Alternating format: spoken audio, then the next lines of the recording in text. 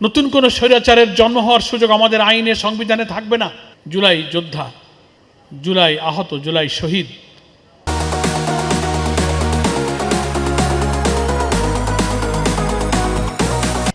এখানে তারা আছেন, কম বেশি আমরাও জুলাই আন্দোলনের সাথে সম্পৃক্ত, প্রত্যেকেই নির্যাতিত মজলুম।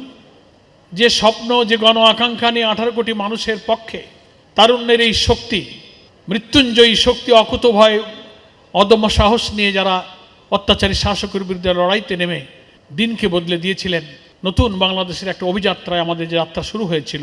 আমরা ভেবেছিলাম ফ্যাসিবাদ বিরোধী আন্দোলনে যারা একসাথে আমরা লড়াই করেছিলাম, আমরা সবাই গণ আকাঙ্ক্ষাকে ধারণ করব, জুলাইয়ের চেতনাকে ধারণ করব, গণতান্ত্রিক আকাঙ্ক্ষাকে ধারণ করে বিদ্যমান রাষ্ট্র কাঠামো পরিবর্তন করে আমার যে নতুন রিফর্ম, নতুন সংস্কার, যে জুলাই সনদকে আমরা স্বাক্ষর করেছি, তার ভিত্তিতে সংবিধান পরিবর্তন হবে, আমাদের দেশটা নতুন হবে।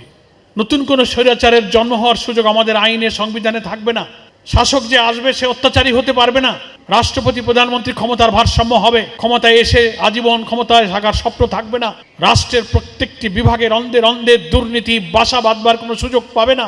তেমনি করে আমাদের জুডিশিয়ারি, আমাদের সিভিল অ্যাডমিনিস্ট্রেশন, আমাদের পাবলিক অ্যাডমিনিস্ট্রেশন, আমাদের ডিফেন্স, আমাদের সব কিছুকে আমরা সেভাবে সাজাবো। সবাই আমরা সেই জুলাই সনদে স্বাক্ষর করেছিলাম, কিন্তু দুর্ভাগ্য, অত্যন্ত বেদনা নিয়ে আজকে জাতি এই রমজানে দেখতে পাচ্ছে জুলাই আন্দোলনের সবচেয়ে বেনিফিশিয়ারি হিসেবে যারা আজকে ইলেকশন ইঞ্জিনিয়ারিং এর মধ্য দিয়ে যারা ক্ষমতার মসনদে বসলেন, কিভাবে জাতিকে বিস্মিত করে সেই জুলাই সনদকে অস্বীকার করে জুলাই সনদকে এড়িয়ে চলার মতো একটা সর্বনাশা পথে তারা যাত্রা শুরু করেছেন।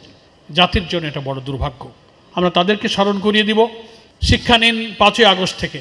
ক্ষমতায় একবার উঠলে পরে আজীবন ক্ষমতায় থাকার যে দাম্ভিকতা, অহংকার, প্রতিপক্ষের উপরে যে আক্রোশ, রাজনৈতিক ভিন্ন মতের উপরে যে প্রতিহিংসার আগুন জ্বালিয়ে আজীবন ক্ষমতায় থাকার স্বপ্ন বিপ্লবী ছাত্র জনতা কি করে খান খান করে দেয়, 5ই আগস্টের দিকে তাকিয়ে তার থেকে শিক্ষা গ্রহণ করুন।